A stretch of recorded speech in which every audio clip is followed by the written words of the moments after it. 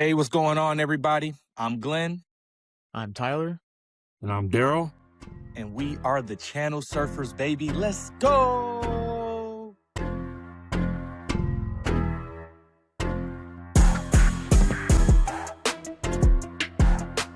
Welcome back to the channel, everybody. We are the Channel Surfers. This is episode 17, I believe.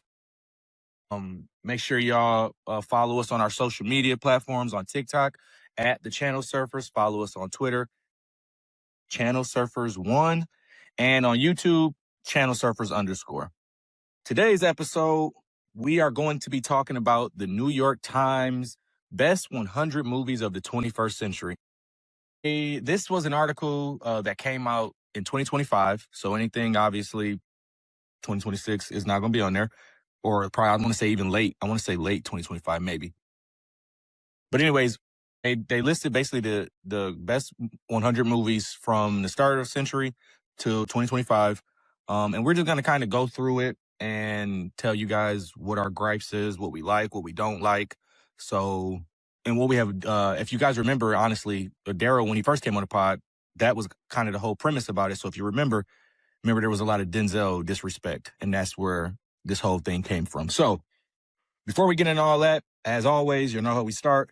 Tyler, what is the best thing you watched this week? So this week, the season finale of Daredevil Born Again Season 2 has cemented it as, so far, I mean, obviously we still have some of the boys left, but it's the best comic book show on TV right now. Because that shit was cold as fuck. I haven't seen it yet. It was, nothing I can say about it, because there's a lot of spoilers, but I mean, we know, like, certain people come back in Season 3 because people be spoiling that shit on Instagram. Luke Cage, fucker. But he shows up at the, like, towards the end of the episode, which isn't really a spoiler. It's whatever. They talk about him, but it's that shit. Boy, I don't know what the hell they're gonna do next season. Hopefully that whole don't get canceled. It probably. I mean, I don't think it will, because it's been. Is that it's been highly rated so far, and then I think they're just not gonna do Kingpin. I mean, I think he's gonna be. Oh yeah, they're already recording next season, but are they? Because they spoiled like Luke Cage and all them coming back next season. I saw reports that that the viewership dropped like dramatically. Okay. That's fine. I mean, it's Disney. They got money. They can waste it. I mean, Amazon be wasting their money on movies all the time. So. No, yeah, that I watched it. It was really, really good. A lot of action. Kingpin is those hallway fight scenes were crazy. Yeah, Kingpin is not fucking around. Daredevil not fucking around. Bullseye not fucking around. It's pretty. Bullseye the fucking MVP of the whole season to me. He really is. And like I said, the way the route that they took, it's kind of funny because you can tell it was leading up to that, but I just did not think it would go there, and it did go there. So when you do see it, Daryl, you'll be like, oh, okay. Like, but yeah, it was pretty, like I said, it was pretty dope for sure. And that's on Disney Plus. Make sure I watch Daredevil. This is a really, really good show. It is a very slow burn, though. It's not super, super action-y. It's a lot of talking. It's a lot of story, but it is very well written, especially season 2. Daryl, what's the best thing you watched this week? Well, last week I said I was going to watch Men on Fire, and I all but finished it. I think I got one episode left. And it's really good. I very much enjoy it. Like I said, I do love Yahya. I think he's been great in everything that I've seen him in. Mm-hmm. It does fall victim to some of the Netflix-ism of it all. Like, you kind of know what to expect with a Netflix show, but if you're into like shit like, I don't know, the Night Agent or pretty much any action show, like I'm pretty sure somebody like Drew, like in our group chat, he would very much enjoy the show. I would definitely recommend checking it out. But I will say, one night I was fucking watching it. I think I was kind of drunk, man, and I got real emotional. This nigga Denzel really gone, bro. Like he not gone, he alive, but we are close to just never getting Denzel again. Nigga Denzel is so good. Yeah. And we will never ever get another one. And I feel like this is how like niggas who grew up in the 90s feel about Jordan. It's like, man, you don't understand, you wasn't there. Yeah. I don't think y'all understand what Denzel be doing. Have you seen Men on Fire? Denzel Man on Fire. Yahya's a great actor, but damn, he ain't no Denzel. I try not to compare. I know comparison is thief of joy, and I won't say anything else about it. But shout out to Denzel, man. That nigga's So 101. I feel like they're two different like versions of the character. I feel like anyway, because I feel like I haven't watched it, but I feel like the Netflix one's obviously like a lot more action based and not like it doesn't require him to do as much heavy lifting as like Denzel was having to do. There is quite a bit. I mean, and it's not even like it's not the fact that Yaya's doing heavy action, which I guess there might be a little bit more action on his shoulders, but it's just in the delivery. I mean, again, I think Yaya was great, but there's a command, there's a delivery, and how Denzel speaks and how he hogs up every scene. It's just like, for instance, if you're gonna if John Creasy's gonna say, "Hey, I'm gonna kill you," like Yaya saying that is cool, but whenever Denzel's saying it, it just sounds different. It feels different. You know what's funny? So I watched it. I finished the whole thing, and then I watched interviews with Yaya, which is where I remember I told you I was like, I didn't realize he was a nigga from New Orleans. So, disclaimer: I need to stop saying nigga so much. Me and you, Daryl. But I will not. But yes, he is a brother from New Orleans, and like I said, that I already liked him, but I thought he was from overseas. Now that I know he's from New Orleans, got an architect degree at UCLA, and then went to Yale. Yes, literally, like this is an intelligent brother. You know what I'm saying? So it's like, but so he has, and what I say that because in the interviews that I was watching him, he is self-aware, very self-aware, and he was like, I want to make it understand, I'm not in this TV show, I'm not doing Denzel's John Creasy. I'm doing John Creasy. He was like, Denzel, which I found out in that moment when he did the interview, he said Denzel did not do the original John Creasy because the Man on Fire movie is a remake. Yeah. He was like, he didn't do that. He did his version. I did my version. He said with the script that was presented to me, this man is an alcoholic who suffers from PTSD. This is not a cool man. He was like, Denzel's John Creasy? You want to be like Denzel's John Creasy? He was cool. He was like, mine is somebody that's struggling with demons. And when you hear him say that and then you take his interpretation of it and he puts it in the show, you can see, like you said, where Denzel delivers lines in a cool way. You know, I think there's, without spoiling too much, Yaya gives one line where it's like, okay, that's a good delivery, where he was like, I don't do well in interviews, but with this right here, this is what I know. And it was like, so let me do what I know. And it was like, ooh. But even in that moment, you try not to be like, damn, Denzel would have killed that line. Like, but again, he's very aware, like, hey, I'm giving my interpretation of John Creasy. I'm not giving my interpretation of Denzel's John Creasy. But that being said, like you said, what other than the Netflixism of it all, very good show, though. Very, very good show. Very good ending. And shout out to Alice Braga. Love her. She gave a very good support to it. And then the little girl who was basically in the Dakota Fanning role, I thought she was pretty good as well. Also, and I like, again, it's a show where you you're thinking through the show, so you try to figure out who is responsible and stuff like that. And it takes a little while to get it, unless you like really like Jen figure it out immediately, but she does that. I mean, yeah, I think I have an understanding of who it is. Yeah. So yeah, Man on Fire on Netflix, very good show. Super quick, and a super easy watch. 7 episodes, and you get through them like that. So for me, I actually am going to do 2 because, like, I know I did go see a lot of movies this past week, and I do want to shout out movies because I always want to keep movies at the forefront, but I would be remiss not to talk about a show. So real quick, we had a surprise drop on Hulu, literally out of the blue. It was filmed in surprise. Nobody knew about it, and it dropped. It is a special episode of The Bear called Gary. It is a prequel to the show. It is written by John Bernthal and Ebron Moss, directed by Christopher. It is basically just them taking a trip to Gary, Indiana. Actually, in the season finale of the last season, Richie talks about that trip to Gary that they did and how it was like the perfect day and he just loved being with his friend. Without giving away too much, because I know, Tyler, you watched it. I haven't watched it yet. John Bernthal, I told y'all when I talked about like the like he's very close to being on my Mount Rushmore. He is the best in this business right now. Like he is the best. I'm not even like, when you watch it, you'll understand. He is the, like, he can do something where it's like he's chastising and talking shit to you, but his eyes are welling up with tears at the same time. He stutters. He talks. There's scenes in that moment, and what I love too, and this is what I love so much about cinema.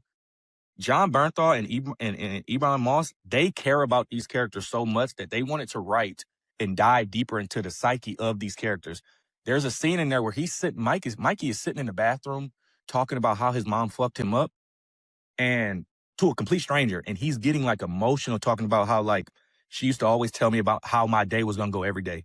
And then one day I asked her what I'm gonna do today, and she was like, "What does it matter? It's just a day." And he was like, "That fucked me up." And it's like, it's so sad because Richie could not see what was wrong with Mikey. You know what I'm saying? Like, it was just like, "Oh, this is my best friend." But it is excellently written. It is, if you want to combine it into the show as entirety, it's probably the second or third best episode of the entire show. It is, and the fact that it was written by those two, it's such a, just them two, you know, they're going on a trip. It's such chaotic energy from them two. And it is such a, like I said, it's a very well written, very well. I mean, I feel like when you talk about the best episodes of the show, I think if you're gonna make a top 5, every episode that John Bertholt's character is in is going to be in the top 5. I think the only one that's in the top 5 that's not with him is with when what is that called? When he goes to Denmark. The Baker. The black dude? Yeah, what's his name? I forget Marcus? his name. Yeah, Lionel Bryce. Yeah, when Marcus, that's Marcus. The only episode when he, and I don't think John is in that episode. Yeah. But everything else, like you said, John is, because again, he's such a scene stealer. But Richie holds his own in this. Like they're so good together. They are so good together. And like Tyler, you texted us and you were like elite. So like you know what I'm saying, like, and you did not lie. Like it's very, very good. But so yeah, definitely. If y'all watch The Bear, y'all know The Bear is what it is. If you're not watching The Bear, watch The Bear. It's a chaotic, anxiety-induced TV show about a chef on Hulu. But the other thing I watched, Devil Wears Prada 2. I saw it on Tuesday. I was a fan of the first one. I hadn't watched the first one in a long time, so I did rewatch the movie, and I was like, man, this movie is really good. Meryl Streep is really good. You know, like, Meryl Streep is the best female actress of all time, right? In this movie, again, they found a way to create another story. Meryl Streep is so good at what she does, the ability to be like heartless but like have charm to her. Anne Hathaway is a smoke show. She's acting. The heart of this movie is Stanley Tucci. Stanley Tucci, when he's playing that, I'm kind of gay, kind of not gay. He is like that. He is very much that nigga. That is like that's what he is really at his best. I always think about like Burlesque. I think about Easy A. Like you a father, but you weird. You know, weird. You're very on that line. But like Stanley Tucci is the heart of this movie, and Emily Blunt is like. I know she was in it still. Yeah, she's scene still, and she is funny. Like and her and Justin Theroux is in it. Them two together in this movie, like when you go watch it and you do watch it, listen, every time Emily's on scene, when somebody's talking, she'll like say something behind them, and it's so funny. Like she's literally talking under her breath, like, and but it is so funny. And then I can't remember her name. She's Indian. She was in the second season of Bridgerton. Obviously, the show is big on fashion, bro. Every time this girl is on scene, she just was in that bitch playing dress up. She looked good the entire show. Every time she come on. Every time. And again, everybody looked good. Everybody, it's shot in Milan and New York. Everybody dressed to the nines. She had that shit on? Yeah. And again, this movie opened with the biggest box office so far. So, movies are all the way back. This is we're so far up. Like, I think they're already like at 6 billion or something like that. Like, and we haven't gotten to the big blockbusters yet. Yeah. Like, so. Summertime. Yeah, facts. Devil Wears Prada 2 for sure. Go, definitely go see that. Keep movies going. The Bear, it's called Gary. Just type in Gary. You'll see the surprise drop episode. That's on Disney/Hulu. Man on Fire from Darrow. That's on Netflix. And Tyler, you watched Daredevil season 2, which is also on Disney/Hulu. All right. So yeah, I got plenty to watch. I got plenty of homework. So let's go ahead and get into this New York Best Times list. Like I said, the New York Times released this list back in June of 2025. It was ranking the 100 best movies of the 21st century. So the cutoff is obviously January 1st, 2000, Y2K. This list was created through votes with 500 people in film industry, actors, directors, critics, writers, filmmakers. these kind of lists, when they do these kind of lists, these are obviously going to be the critically acclaimed type movies, the artsy movies, director-driven big movies like that, rather than the big blockbuster movies, the Barbies, anything Marvel, anything, DC that's maybe like other than like, Dark Knight type stuff, or popular films. Do y'all have a problem with them composing lists and making it so artsy? Like, so, oh, this is true film here.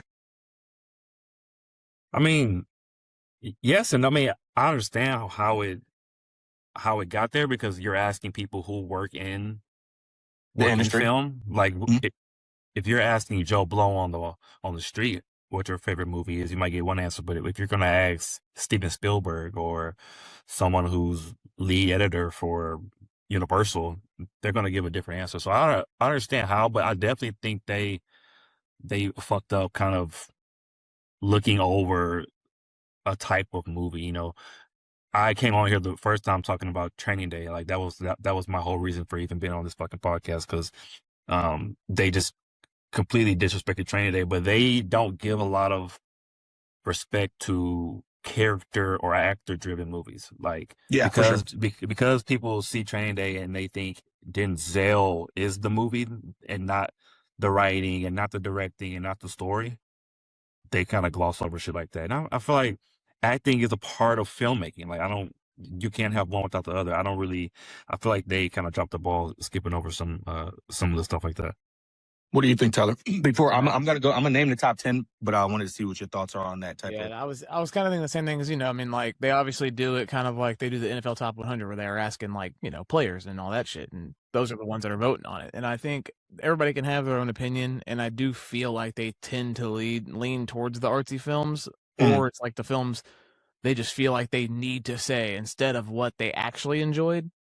Because, like, there are some like bigger blockbusters on there, but I'm still kind of like, I feel like that was like a safer choice than what you could have said literally anything else. Because, like, I'm surprised at like some of those in the top 10 or in the top 10. Yeah. Because, like, I know some of those weren't, like, a couple of them weren't really blockbusters necessarily, but I mean, a lot of them were Oscar nominated. But it's still like, I don't know. It's kind of interesting. It's weird. I feel like if you would have asked, obviously, like you said, any Joe Blow on the street, they probably would have named some of these, but definitely not most of them. Well, okay, so my thing is, one of my gripes is a lot of these movies on this list, when I was looking through it, is if there is an actor that is not, and this is a big thing right now, this is an inclusion thing, and we are allies, we are very pro who you love. We are allies. For facts, no, because I mean, you have to say that though. But if a movie has an actor that is not gay and he's acting gay, that makes the list. That to them is acting. I'll touch on it later, where a movie is ranked super high that I actually have seen. Like, I haven't seen Brokeback Mountain. I did see this on the list, but I haven't seen it. But there is a movie on here where there is gay love and stuff, and it's like, this movie's not good, but it's on the list because it's a gay acting movie. So that's a gripe I have for sure. And then I think the same thing also is like, we're gonna add a movie that made $1 billion, that had an all-black cast, and it's like, that movie, y'all added that movie, but that's not the best movie of that genre. Exactly. Yeah. And it's like, so y'all just added that movie. Like, don't give us something just to give us something, Yeah, that's what I'm saying. I was like, I feel like they chose the safe choice. Yeah, for sure. There's a lot of safe choices on the list where I'm like, I feel like there was better movies in the genre, but like, if we're gonna include those, like, we might as well, like, but I know which two you're talking about, because I also have one of those written down on mine too. And then and then another thing is, the weirdest thing is, and again, we'll touch on that. Like, even though I don't agree with the Oscars always, movies that win Best Picture, how are you not on the list? You won Best Picture you won Best Picture in the last 25 years at the Oscar. These are the same people, but then you make a list and it's like, that movie's not on there. Then why the hell did they win Best Picture? Could they be fucking up all the time? Yeah, so it's like, but let's just go ahead. I'm gonna go down from 10 to 1, because some of these I do love, and would I have in my top 10? Will we have in my top 10? Maybe, maybe not, but I do love some of these movies. Number 10 was The Social Network. I think all three of us agree that is one of the best, if not closer to the top of the last 25 years. Spirited Away in 2001. Okay. Get Out. I love Get Out. I think it changed it created a genre, so it's there. Eternal Sunshine of the Spotless Mind. Okay. See that one, I do find that one interesting because I do like the movie, Yeah, and first of I all, know you it's say not a a lot lot of of shit. it's a lot of people's top too, so I do know that, but I was kind of interested that it was that high on the list. Yeah, it's one of those that movie came out in 2004. I was 12 years old. I did not watch it until I was a grown up, but it had always been a movie where it's like, man, you gotta watch this. You gotta watch this. Jim Carrey, because it was a Jim Carrey's not being his regular self. Good movie. Jim Carrey, first of all, you're kind of being disrespectful. Jim Carrey is amazing in that movie. I'm not saying he's not amazing. I'm not saying Jim Carrey. I'm not saying Jim Carrey's not amazing. I think that's the main draw. Jim Carrey's not being his regular self is why the movie is so like we get. I don't think that's why. I think it's because it's a fucking devastating movie about two people who are in love but are destined to fucking not go through the same. Yeah, you Yeah. know. I think the message is fucking. Again, I actually watched it for the first time sometime last year, and it's definitely a movie that would benefit from a rewatch because it does have a lot going on, like the whole mind fucking of it all. Mhm. And it's definitely a movie that once you've seen it once, you go back to see it again, you can kind of grasp some of the weird time jumping and the mind bending stuff of it all.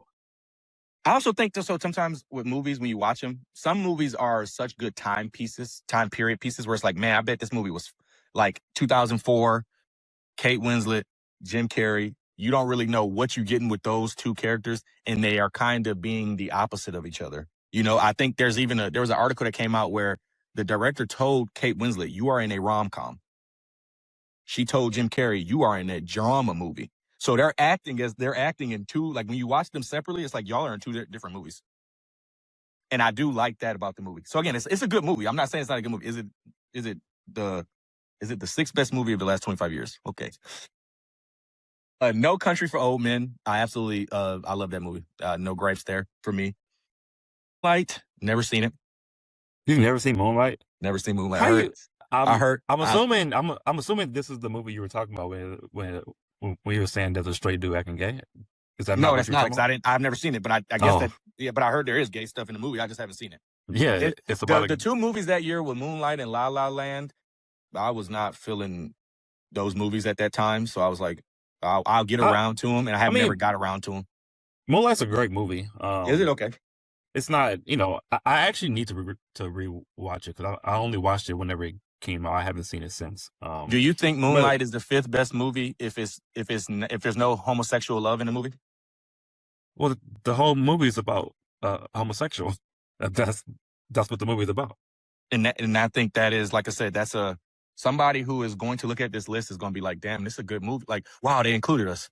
Yeah, but people, I don't know, every list that you're going to find is going to have Moonlight on it. So, I mean, I guess it's just one of those things that maybe we're not the target audience for it, but there's an audience for it because it won Best Picture.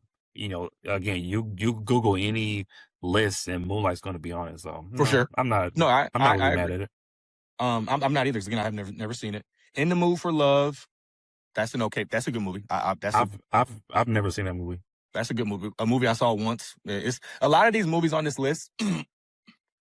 And again, it's a more artsy list where it is. Some of these movies are you watch one time, you never watch again. That to me does not necessarily make a good movie, but I get it though because again that's the way sometimes movies are meant to be consumed that way. There Will Be Blood. No gripes for me there. Mulholland Drive. No gripe. It's a good movie. I'm not target audience, but it's a good movie. Yeah, people. To me, that probably is one of the.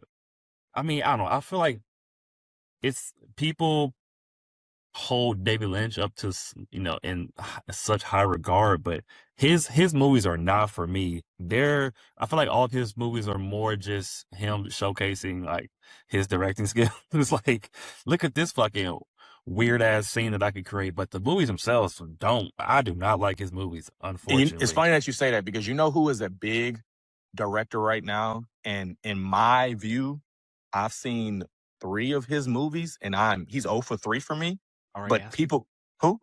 Ari Aster? No. No. Robert Eggers. Oh yeah. I mean, but he has. I watch him. Northman Listen, was I cool, watch him. but- I watch him. I'm okay. But The Northman, I was like, okay. Nosferatu, other than Lily Rose, I was like, okay. The Witch, I was like, okay. Like, okay, first of all, see, well, again, it's not for you, because It's I not for love The me. Witch. I love The Witch. Yeah, and no. When I first love watched The Witch, Nosferatu. I fucked heavy with The Witch. I still actually do enjoy it, and I did like The Northman. I mean, obviously, it wasn't like I didn't find it like a groundbreaking movie or anything, but I thought it was Yeah. good. I thought it was just gonna be different, and then it gets like, it just went Yeah. somewhere. It went somewhere else, and I was like, okay, what's Yeah. going on? I And then- wasn't. I didn't know that it was, because obviously now everyone knows that's his whole niche, is to make things as historically accurate as he can, as far as how Which things I'm excited look for. and how I'm they excited talk. for the werewolf too, though. You know, I'm Yeah. excited for these movies, but I'm just like, you make these movies, and I'm like, ooh, this is not. Sit there, watch it, enjoy myself. But at the end of the movie, I'd be like, this is not my type. This is not my. You're not making these for me. But I'm always gonna support. I'm always gonna watch.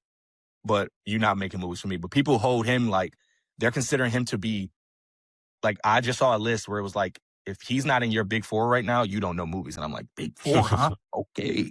All right. And then maybe like newer directors, I guess. But yeah, that's definitely what not they're saying. Like, he's the next genre. Like, he's leading the class of the new school, and it's like, all right, No. all right. And then the number 1 movie on this list is Parasite, which Parasite is an amazing movie. I can't really. If you want to make it the best, Parasite is in my top 5. Parasite is amazing. Yeah, I'm not. Yeah, Yeah. I have no gripes with Parasite being Yeah. number 1. I think Yeah. it's a masterpiece. So yeah, Parasite. you know, Yeah, I didn't. And I'm I alright didn't with want Parasite being Parasite. one. I didn't want Parasite to win that year. I And did. I was like, Parasite has to win. I think that's the year, if I'm not mistaken. I want to say that was the year that Tarantino was up, and I think I wanted Tarantino to win. That was Or what? I want to say it was Was Once that Upon a Time. year? I believe so. I think so. I could be wrong, but I'm pretty sure that's the year. Yeah, because I think he went against Tarantino and Spike Lee, and I was like, dang, I really want Spike Lee for what? I think Black Klansman.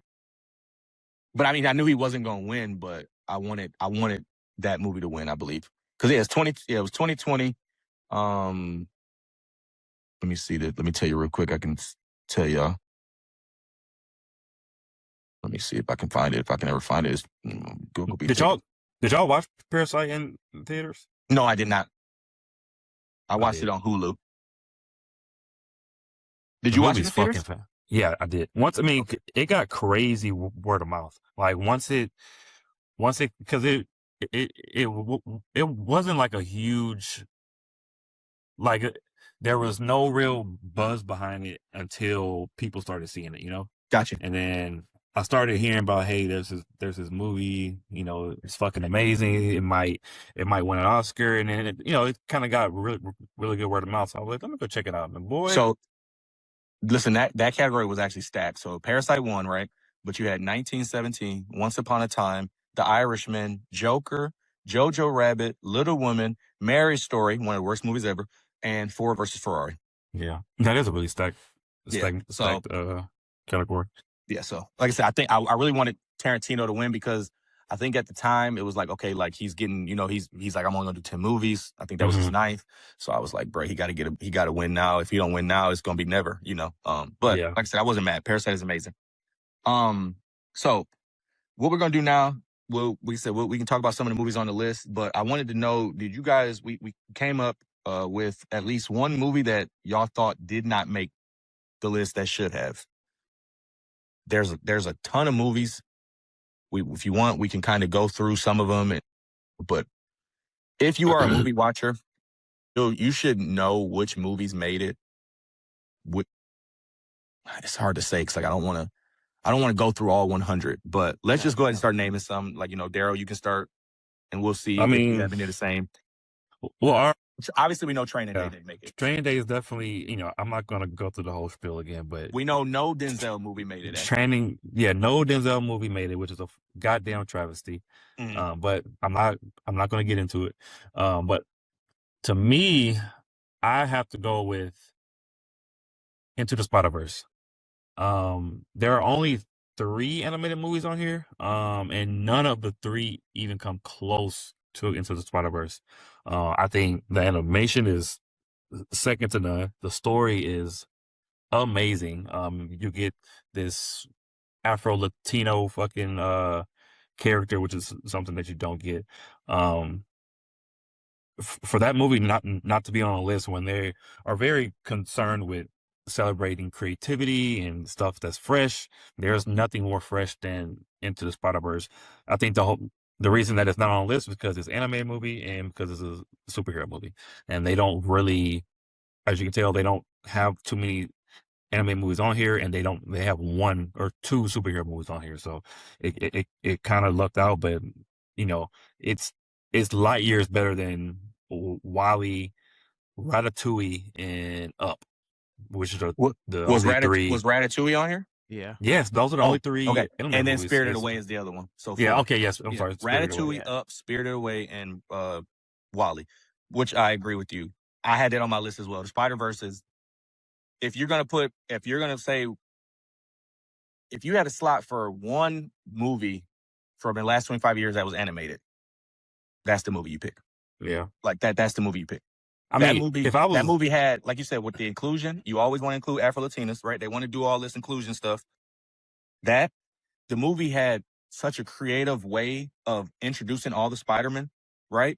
It's super funny, great soundtrack, great, unique, unlike any animation we've seen in a movie yet. To this, like now they're starting to make more movies like that, but that was the first of its kind. Good story. Like the movie hits every single thing it needs to hit.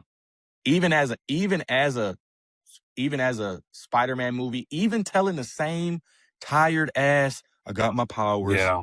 Like it took a whole new take on the origin movie. So yeah, I thought that was like one of the biggest, like, where's that movie at? Especially when you do see Up, WALL-E and stuff, like, okay. Which they hold WALL-E in such high regard. Yeah, I've seen a lot of lists that have WALL-E as the best animated movie, the best Pixar movie. And, I like WALL-E. It's a great movie. It's never on any of my lists personally. No. Yeah. And Up is always on the Up is always on the list because of the opening scene. I hate that Up is on this list. It's the opening scene. I hate that Up is on this list. The opening scene of Up, if Up was, I like the movie Up. I do love the movie. It's not one of my favorite Pixar movies. It's a good, very good, very good movie. If the opening scene of Up is a short, it's the best short of all time. Yeah, for sure. Because that's that opening sequence is so good. The movie can't live up to that. I mean, I don't know. Yeah, the best opening sequence in animated movie history for sure. But the rest of the movie is not up to par. It don't hold. Yeah. Tyler, what's your big snub? You got a smile on your face already. I was actually gonna put. I had that written down, but I was like, I feel like people are gonna say that. But I actually wrote down 3, and they're all animated. Okay. Toy Story 3. Yeah. The Incredibles and Shrek. Yeah. Okay. All better than all 3 of the movies that were listed on that list. I 100% agree with you. Shrek is a good one because Shrek was groundbreaking, dog. Shrek damn near saved the whole studio. And it gave us Puss in Boots: The Last Wish. It saved DreamWorks. It saved DreamWorks. Yeah. Shrek is the first animated movie, to my knowledge, that is not made for kids. That movie is not made for kids. That is I'm sorry. It is, I'm but sorry, then you go back and watch it, and you're like, oh shit. Yeah. Hold up. I'm sorry you have to take your kids to the movies. We're gonna throw some jokes in this movie for y'all. And they continue to do it. Like, do you remember the second movie? There's a white Bronco going down the high. Like, no kid knew what that meant. You know what I'm saying? Then they do the catnip. He goes up, we got catnip, and he's like, that's not mine. I was like, God damn it. God, that shit's so good, dude. Getting Eddie Murphy, Michael Myers, and Cameron Diaz like John Lithgow, like, do you know the Muffin Man? Like they took, bro, like when they like remember the song where it was like wipe your shoes, clean your face. Yes. Yeah.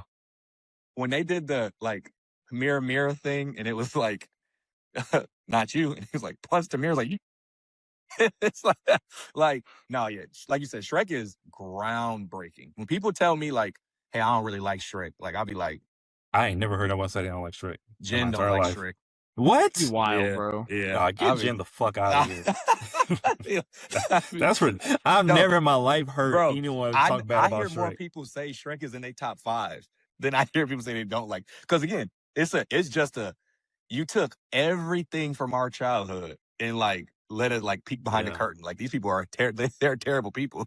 Like, Shrek is definitely up there. Toy Story 3, we've talked about Toy Story 3 on this pod. Yeah. You know what Toy Story. Not when I was on here, but yeah, for No, sure. yeah. But like I like Toy Story 3 is an amazing movie. And what was the other one you said? The Incredibles. Yeah, and The Incredible, Yeah. like the first basically Fantastic Four, but like done correctly type shit. Yeah, No, I was kind of surprised. I was like, damn, I saw Up on there, and I was like, but I'm an Up and Wally like hater forever. I've always been Yeah. like a hater. Like not That that makes sense. not that they weren't good. I just always thought they were overrated. Mhm. But then I'm sitting here like, how the hell how is Toy Story 3 not on there? Like that shit was crazy. And then I was Well, like, that's Shrek? the other thing that we didn't talk about was that there really aren't any sequels on here. So I feel like they.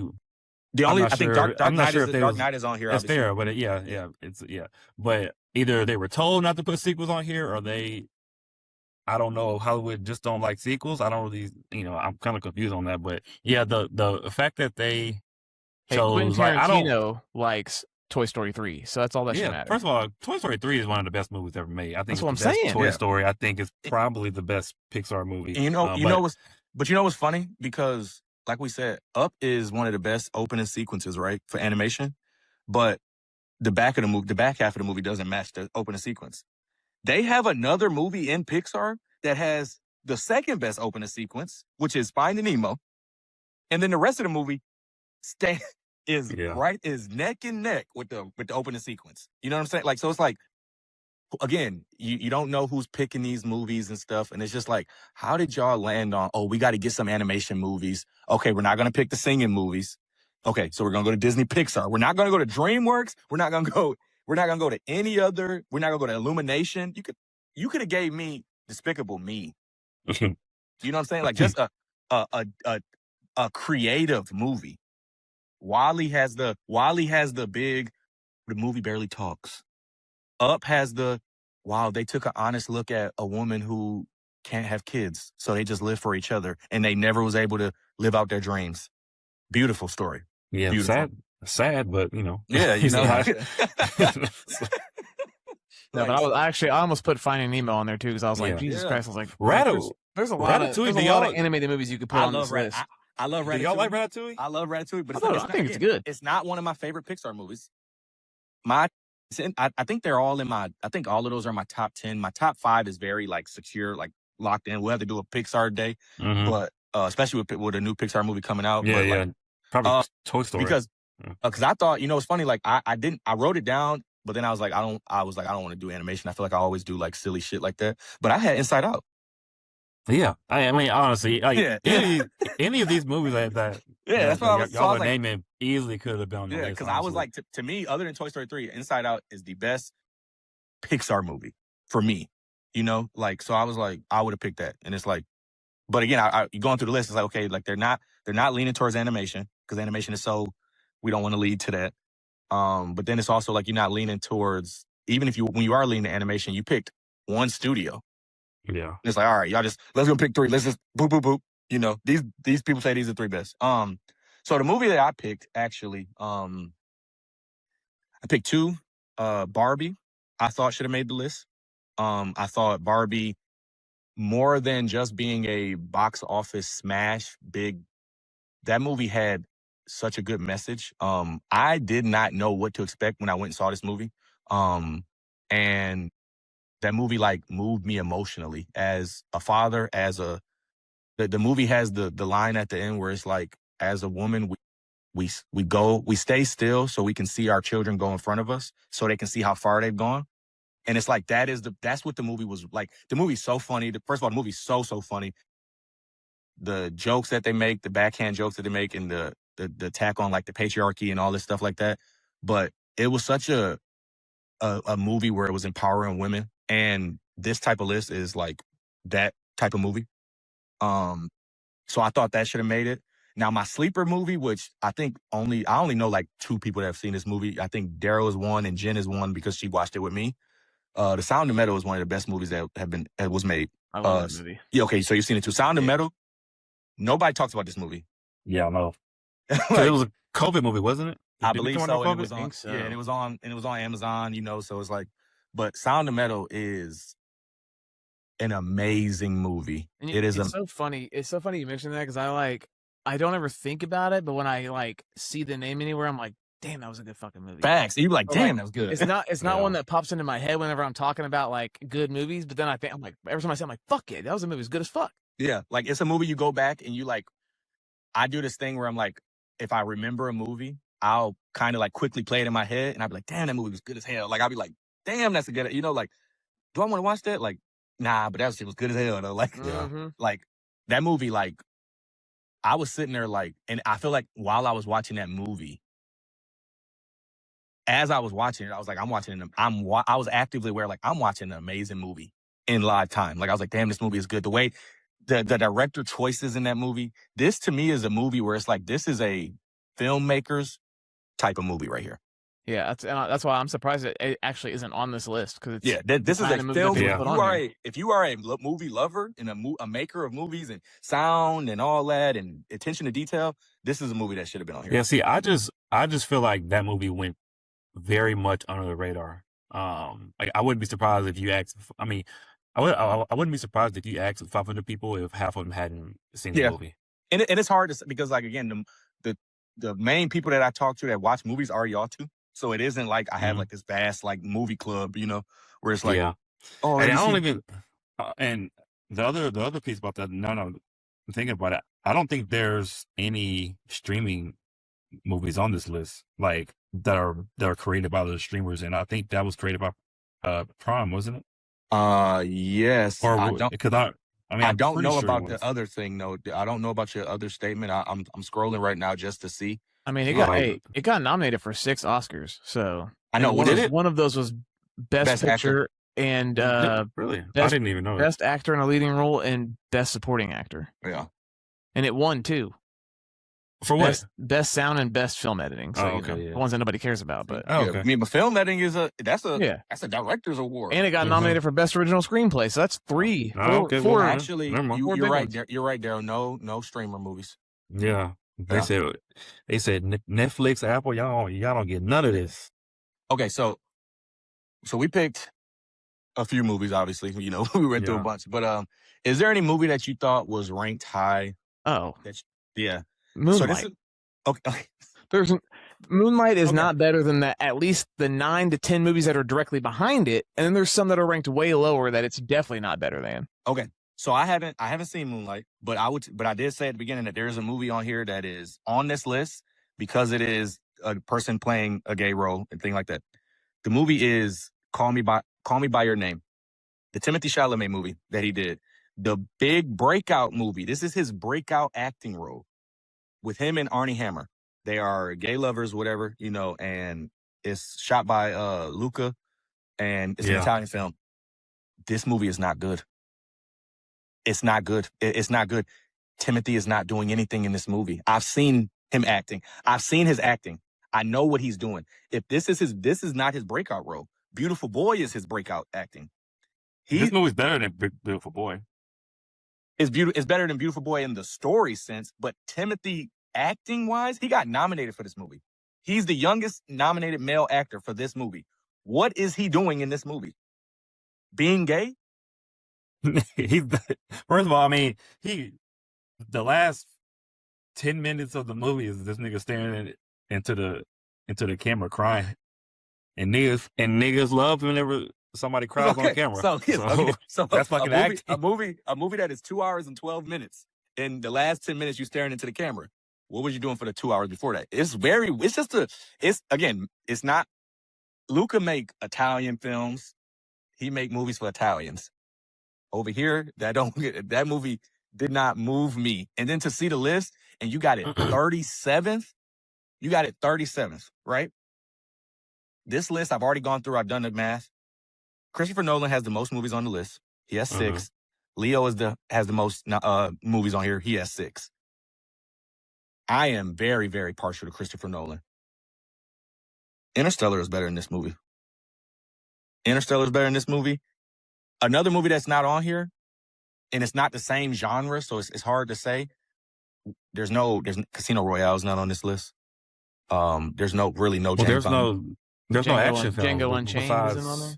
Besides, I guess Black Panther is the only action movie on here, is it? The Dark Knight, technically. Oh, and the Dark Knight. Yeah. But does No Country for Old Men count as action? Yeah, I don't even know. I don't know what No Country is. I don't even know how to count. Mad Max Fury Road is ranked on top 15, and it's on there. That's like the action. Inglourious Basterds, technically. That movie was just that perfect. But like I said earlier, movies that get Best Picture. Anora didn't make the list. It won Best Picture, but it won Best Picture. Give it some type of respect. It won Best Picture, so it was a down year. You think it was a down year that year? Who else? Because I can't remember who else was in it. Let me tell you. Honestly, I don't. I think was that not Timmy's? That was the year he did that Bob Dylan movie, I believe, huh? Wait a minute. When did this win? What year is that? 25? 2025. That was last year, wasn't it? Yeah, it was last year. Okay, yeah. Brutalist, Concave. I like Concave. Wicked. Dune Part 2, Wicked, Emilia Perez, fuck no. A complete unknown. Down year. A complete unknown. Emilia Perez was nominated and winning. Yeah, that shit was Nickel Boys. I'm Still Here in The Substance. Okay, it was a down year. Yeah. That's fair. Yeah, it was a down year. I like Conclave a lot. I mean, Dune Part 2? What the hell? Yeah, Dune Part 2. Dune Part 2, obviously, they tripped obviously should have, they should have cleaned house. They're changing the rules now because they know they tripped out. Daryl, what's the movie you got that you thought was ranked a little too high? To me, well, I'll probably save this for the next segment, but I'm gonna have to go with Spirited Away, man. Look, I understand people love those Studio Ghibli movies, but they are not for me. I tried for years and years and years. I skated around watching Spirited Away. I finally watched it last year, and those movies are not for me. They're beautiful. Like, I understand as far as visually, they are magnificent, but story-wise, those movies don't do it for me. I don't see the appeal. But man, people talk about Spirited Away like it's the greatest thing ever. They talked about the boy in the hair in the same exact way. I think that's the reason that Spirited Away is probably okay with being in the top 10 is because it's talked about that. It's talked about a lot in that regard. Like I ain't heard, but I'm just saying I feel like it's okay being up there, but like Moonlight being in the top 5, and you ain't heard nobody talk about it like they talk about Spirited Away or even No Country for Old Men. Also, real quick, number 23, Boyhood. I don't care that you filmed the movie over 12 years. I don't care. That's all that movie. That's all. Like, that movie is, again, it's one of those things.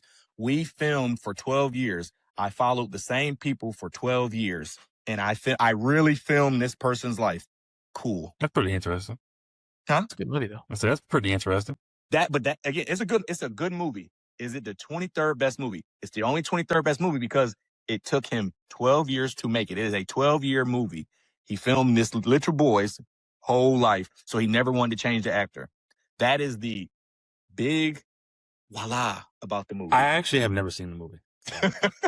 I mean, but that's the premise. But that is the premise. Sounds interesting. And that's what made me watch the movie. That's facts. Because this is how you know it was an old movie.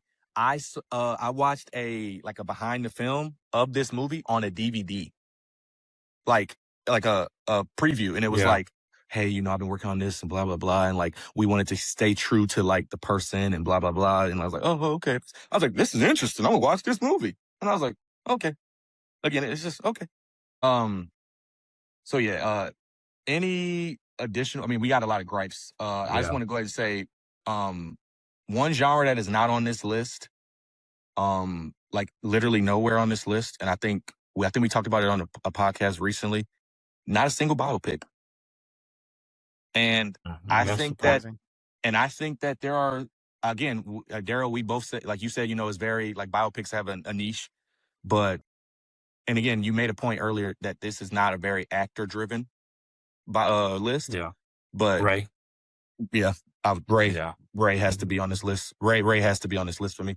For sure. Yeah. Like, I think Ray has to be on this list.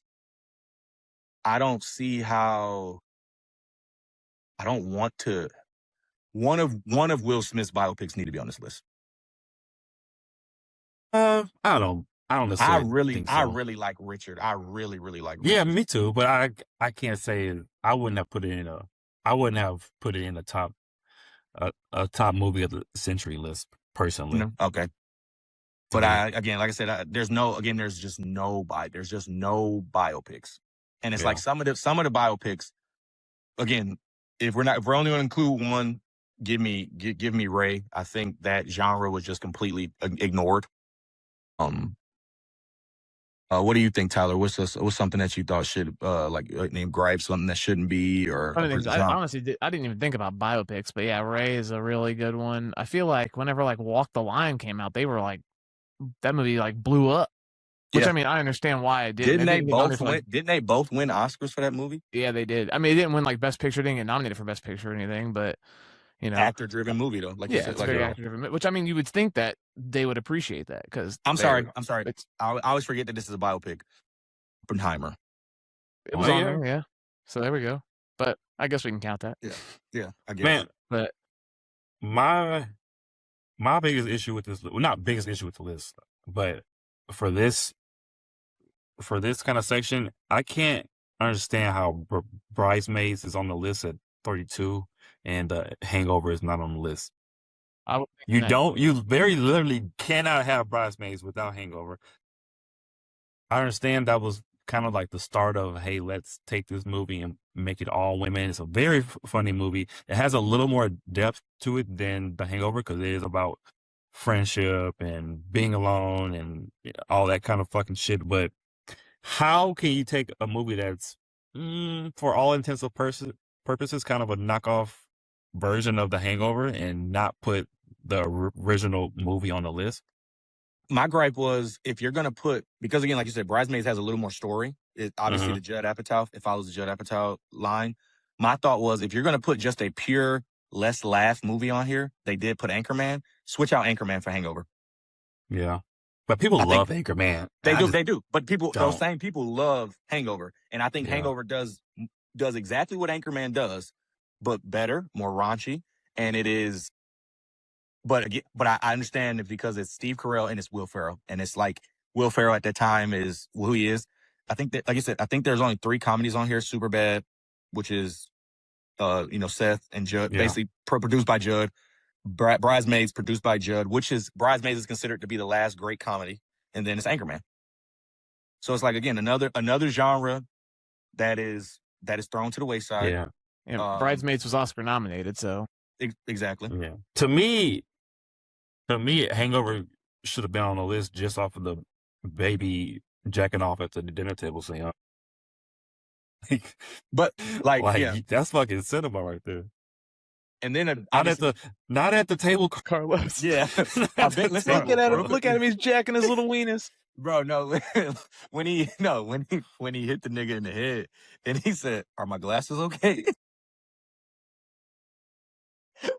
Listen, Zach Galifianakis, there is never it's, oh man, if you're gonna go, like, we have to do it one day where we talk about comedies. Like, I think the only other person I ever seen individually be funnier than him in a movie was maybe Ace, and he's being physically funny. Yeah, Zach is just talking, and he's just like, he was like, no, none of us can remember what we did last night. Remember? Like, what the hell? And then obviously we already touched on it. I love the movie. I'm black. Daryl's black. Tyler has black friends. Black Panther is not top 3 best Marvel movie. So there's no way that it can be the only representation for Marvel on this list. Yeah, that's the. I would have accepted Endgame. Just because it's like, all right, whatever, Yeah. it's Endgame. Black Panther, yes, we love it for what it was. Obviously, we love Coogler, but like, are y'all doing that just to? I don't. Yeah, get it's kind of like the whole anime thing. It's like if you're only gonna put 1 to 3 of a genre, how can you not take the best of that genre? Like, Yeah. come on now. Y'all took the one that everybody's gonna be like, yay! Yeah. Because I feel like they thought if, like I Tyler told you, said, it's if the it same- wasn't there, it would have been like, y'all didn't have enough representation. Yeah, well, no. If you would have put any other movie on, then like, oh, why isn't Black Panther on there? It got nominated for the Oscar. Like, okay, but did it deserve to get nominated for Best Picture? Yeah. Was it the Best Picture that year? Was And it, then- not the winner, Yeah, obviously. I'm saying, was it like? Yeah, I don't. Like I said, it's a historic movie. I get it. It is it's really dope, and it's dope to be black and that happened. But it's like for the sake of the list, you're not picking the best movies of that movie. Same thing with Lord of the Rings. You picked Fellowship. Yeah. See, all right. So I was going to lead into that. I was going to say Yeah, that's one of my two. So how is Fellowship listed but not Return of the King? Because Fellowship is Get the fuck best outta Lord of the here, Rings Daryl. movies. You said Fellowship was whack. No, I did not. I said Fellowship was my favorite of He the put that 3. on the plane. He said, "I can't watch this." But then, yeah, I was, Stop it. And he said the Hobbit 1 versus Fellowship is whack, but he said Hobbit 3 versus Return of the King. Like, come on. He put this shit on and said, man. yeah, I'm not Honestly, gonna turn this off. the Hobbit should have been on. Hell no. But I can't. Yeah, like, how do you pick? Like, it's like, bro, they're just like, what do they care about? Because Return of the King won 12 Oscars. Like, come on. Yeah. Yeah, and then Well, there's those sequels on here. and then this was like a You know personal what? preference. That might This be was a in there. personal preference. I think. Yeah, but if it's still a sequel that won fucking 12 Oscars. Yeah, What are we talking about? It's not just a sequel. I guarantee if they did a list of the 70s, they would have put Godfather 2 on this Boy, shit. exactly. Yeah. The fuck. Godfather 2 would have been number 2 on the list. 100%. With Godfather 1 It might have been number 1. Shit. But this isn't really. I wouldn't even call this a gripe. Really, I just like this is a personal preference. Like I think The Departed should have been above Wolf of Wall Street, but that's like a personal. That's just a personal preference. That's my whole thing with that. And obviously, we're gonna do this later, where we are gonna have because our guy has a movie coming out this summer, Nolan. We're gonna have a Nolan podcast where we rank his movies. I don't like the way they rank his movies, and I do not understand critics' disrespect to Interstellar. Interstellar is his lowest rated movie. I don't understand that at all. I don't. That movie got it's such a low rate, and it's like I don't get why don't people like Interstellar? I think people don't like it's a lot of fucking. I mean, which this is most Christopher Nolan movies, but it's a lot of brain work to. Yeah, I mean, to I mean, yeah, and it's kind of long as well. I mean, yeah, I fucking love the movie, but I'm just saying. Okay, so that we can just go ahead and lean into any other gripes there, because we obviously was going back and forth. Nah. No? Okay, so if this was our list, and Tyler, we've done this before on here. Daryl, you haven't. So it's and I actually went back to watch it. If we had to make our top 5 list of the 21st century, what would your top 5 list be? And Tyler, like I said, I went back and looked. All of my movies that are my favorite movies are from the 21st century, and 4 of your 5 are from the 21st century. So what was y'all's list? Like, I can't remember. Like, are they all like on this list or no? All of my favorite movies, literally all 5 of my movies are on this list. Yeah, what was it? I got good taste. It was Kill Bill, Inception, The Departed, Whiplash, and Inception. You said Inception twice. I'm sorry, Kill Bill, Inception, Departed, Whiplash, and Dark Knight. Yeah, those are my 5 favorite movies. And all 5 of them are on here, and they've been ranked before. So only one of mine were on here, but that's because 1, 2, 3 of mine were from before 2000. No. When we did oh, that's right, because Tropic Thunder wasn't on there. Lion King is from before And 2000. Yeah, Lion King, nice. Tombstone, and Pulp Fiction are all from before Yeah. 2000. Yeah. Okay. So So you can go what's ahead and your say list now? yeah, say your list now, but I just went through mine. So without all those, so I'm gonna say Inglourious Bastards, obviously. The Departed, and then we're gonna run it back. Toy Story 3, of course, naturally, and then the one that saved cinema, Top Gun Maverick. I love that movie, man. It's so fucking good. And then obviously, still in there, Tropic Thunder. And you can honestly say, like, again, it wasn't sequels, and like you said, maybe that is the criteria, but that should have been on this list as well. 100%. And then obviously, I would have followed Tropic Thunder up with No Country for Old Men, but you know, I could change those two out because that's such a good fucking movie. I don't care. So two of my favorite movies of all time are on this list. So The Dark Knight and Whiplash. Whiplash is those are 1 and 2 as far as my favorite movies of all time. So, Whiplash is 2. Number 3 is Training Day. I'm not gonna go into it, but the fact that Training Day is not on here, yeah, go back and watch the other episode. Fucking disgusting. So Training Day is 3. I actually would keep Parasite. Like, I love Parasite. And then I think 5, I would go in a movie that we haven't talked about, and a movie that I think is snubbed from this list, in a genre as a whole that's snubbed from this list. 5, I would go with Hereditary. Hereditary is not on here, and I love Hereditary. I actually just watched it Tuesday. Fucking, to me, I can't rewatch that movie. It's so fucking good. I love a movie that you can rewatch and catch and learn new things about. Do it. Oh, it's so fucking good. I'm not a scary movie person, and that movie, it just that scene, my God, like that. It's so good though, man. Lord, that whole sequence. But Collette, I think is her name. Yeah, Toni Collette, amazing. She is acting like, boy, she is acting her ass off. That dinner scene, my goodness, man. All you do is sit there with that fucking face on your face.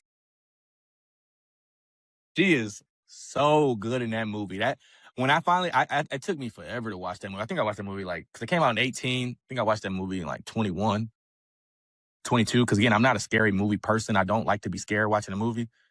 And it is. People are always like, man, this is one of the best. This is probably the best scary movie in a long time. And I'm like, okay. To me, it is. And to I'm me, like, okay, I okay. mean, and then when I watched it, I was like, it is. Oh yeah, okay. Like this is that is, like I said, that movie to me, I really do like that movie a lot. I think the only movie on this list that's in that category is Mulholland Drive. Really, when you think about it. Yeah, I can't think of another one, and I honestly don't. I mean, but I feel like that isn't even. We're talking about what, in the horror? Yeah, I mean, Mulholland Drive isn't a horror.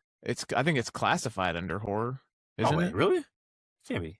I guess it's a thriller, which I guess they still consider that the same fucking thing, but I guess it depends on who you are. Don't you swear at me, you little shit. It's weird because, like I said, they didn't pick certain movies, and it's like you made a point, Daryl, where it's like, if you're going to tell a story of the last 25 years, how do you tell a story without Denzel? And it's like, without those movies. And then it's like, how do you tell the story of the last 25 years without the last, if you're telling a story for the last 25 years, you're telling somebody, right? And you like, boom, boom, boom, these are the movies we made. And somebody's going to be like, yo, why they stop making James Bond movies? Well, no, nigga, they made 6, bro. And then it's like, damn, has Keanu Reeves done anything? Bro, let me tell you what Keanu Reeves did. That nigga career was over, and he came back and created a whole new movie. He created a whole new movie, whole new fight style, revitalized his career, made $1 billion. A whole new franchise. Whole new franchise. That's one thing that we didn't touch on, because I was going to say that John Wick, first of all, there's no action movies on here, but John Wick to me should be on this list. Yeah. They got, like I said, they got Mad Max on there, which is Mad Max is a masterpiece in its own, but it's a different type of action movie. It's just a different type of action movie. It's like minimal words. Let's just blow some shit up, and it's beautifully done, and like it won an Oscar for what I forgot, like the cinematography or something. I forgot what it was, but won an Oscar for everything. Shit. Yeah, they had Get Out on the list too. I forgot about that. Yeah. So when I was saying that's the whole thing, I would say Get Out. And Get Out created a different type of horror because it was social commentary. But I mean, when you think about like in the 21st century, the horror movies that came out, there's really not a Fair. whole lot of like just pure horror movies. Which that- is why know- Hereditary I should know, have been yeah. on the list. Yeah.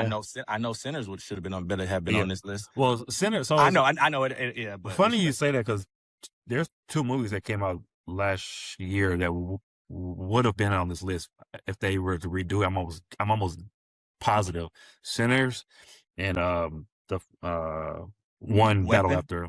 No, for sure. Oh my One God, Battle. they would have absolutely One Battle would have Yeah. absolutely been on this list. That's their dream.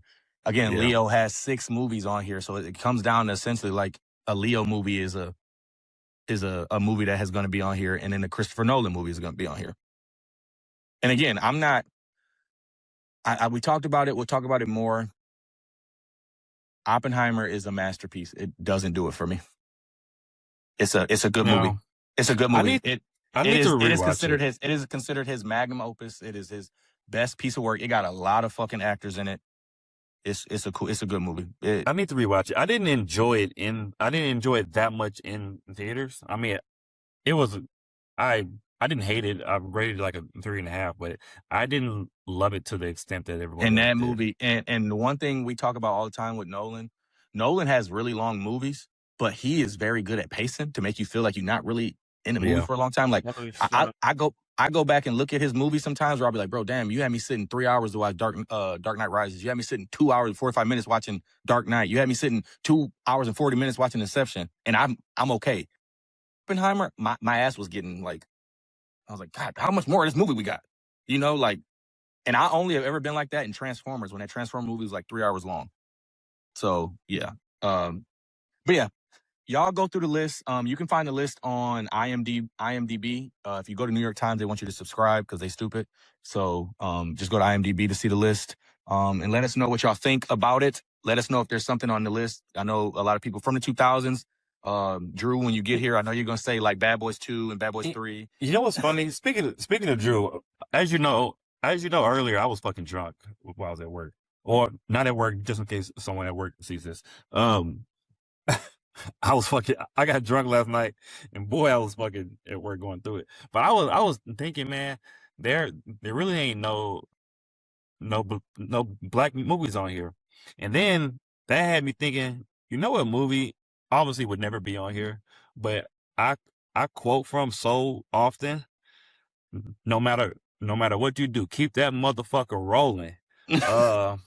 We just still fucking like We just steal so much shit from Snow on the Bluff, man. Bro, That movie for a movie that has like, you know, it now a lot of people seen it, but it's not like whenever you're talking about best movies, no one's gonna talk about Snow on the Bluff. But I quote that movie so fucking much. But you know what's crazy? They won't have that, but they're gonna put 12 Years a Slave. Yeah, of course, you gotta have 12 Years a Slave on there. Have you ever seen that, Tyler? What? Snow on the Bluff? No, I haven't seen that one. Oh No, man, you gotta watch classic, that. Yeah, you gotta watch that. classic. I said one day we're gonna do it, especially now with Daryl. I said we're gonna go through a list of like must-see movies as a black person and see how many Tyler has seen. But I said Glenn's gonna pull off ones that he's probably seen one time in his entire life. and he It don't didn't watch matter. It That don't don't matter. count if you ain't watched it. It counts if you've seen it If you once. ain't you've watched seen it since you turned 18, it don't count. Hey, it counts for sure. It counts.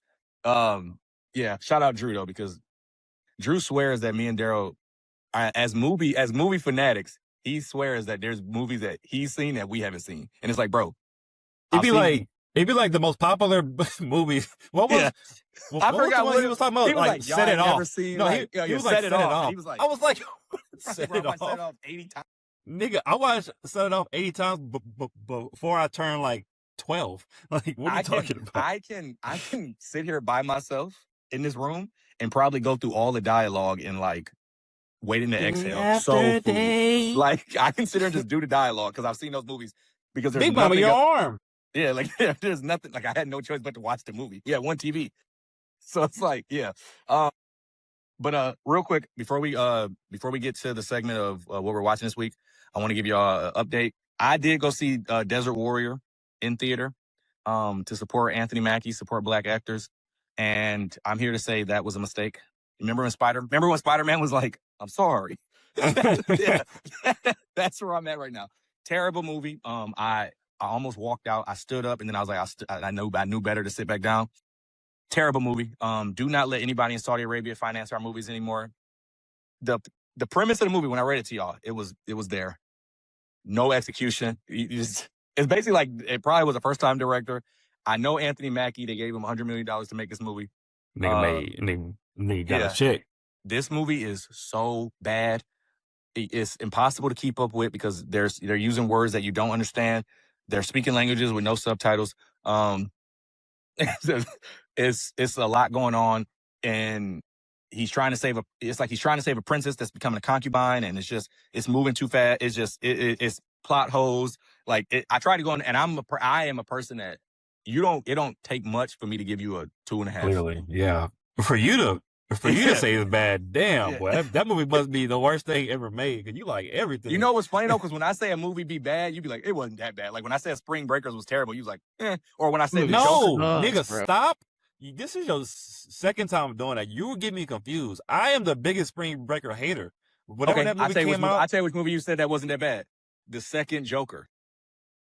Oh, okay. Here's the thing. First of all, when I say it's not that bad, I still rated it like a 2. It's worse than a 2, bro. But it took me a long time to watch it, and because I heard it was that bad, so maybe I went into it with the lowest of expectations. Okay. So like again, when I say it wasn't that bad, I'm comparing it to where I was coming in at, which was like at a fucking 0. You know?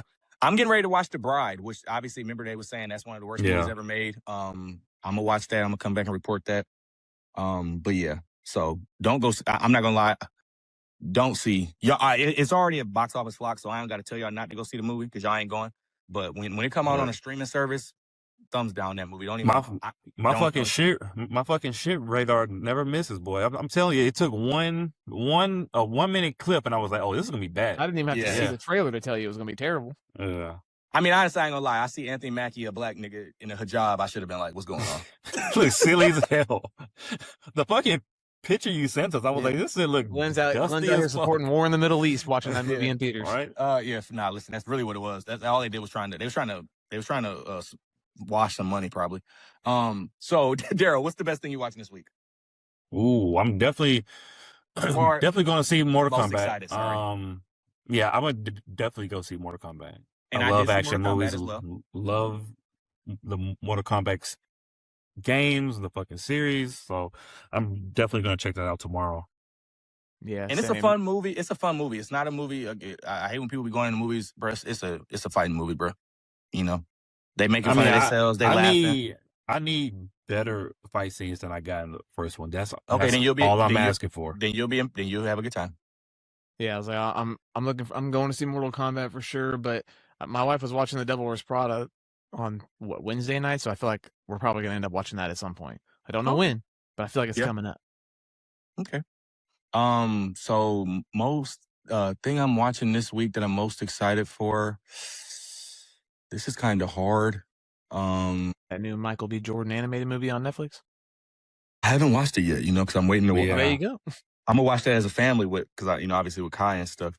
But I am going to see I forgot the name of the movie. Sorry. It is the Jason Segel, Samara Weaving movie. Jason Segel, yeah. Is it out? Yes, it is out. Yeah. It is called, it's probably about to leave theater, so I need to hurry up and get there. It isn't at Cinemark anymore. It's at AMC, I think. AMC got theaters to fill, so they'd have to put shit. Honestly, it might not be there no more, but it's called Over Your Dead Body. I didn't even know. Cinemark didn't even show that. They didn't show it at all. They probably had it for like a week or two because they only have it in like one theater most likely. Yeah, I didn't. Yeah, that'd be the worst. I never saw it. Bottom of their website to find it. Yeah, that'd be. I hate when they do that too, though. Like, bro, like give us a second to get there. But yeah, no, I'm gonna go see Over Your Dead Body. Basically, it's a movie about a couple getting divorced and they're gonna try to kill each other. Hey Tyler, when does that Session movie come out? Next week, next Thursday, the 15th. I'm excited to see it. Oh, I guess I just saw like something. I didn't even see a trailer for it. I saw a clip of it, and I was like, okay. The trailer looked really good. Real quick, I can give you another one actually. On Amazon, I'm getting ready to watch season 2 of Citadel. Citadel was like a spy show, counterintelligence, all that stuff. It has Richard Madden, which is Rob Stark. It has Priyanka Jones, Nick Jonas' fine-ass wife, and Stanley Tucci. They are like, they were spies who lost their memory, and they ended up finding their way back to each other, working for the agency and stuff. Season 1 came out literally 3-4 years ago, and they finally came around in season 2. Fun show that I was watching. Super excited to watch that though.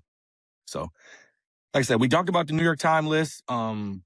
We gave y'all a lot of movies too, honestly. And it's another thing too. If you do not know what to watch, you can always go to the New York Times list. The list isn't the best. It is flawed, but it's 100 movies.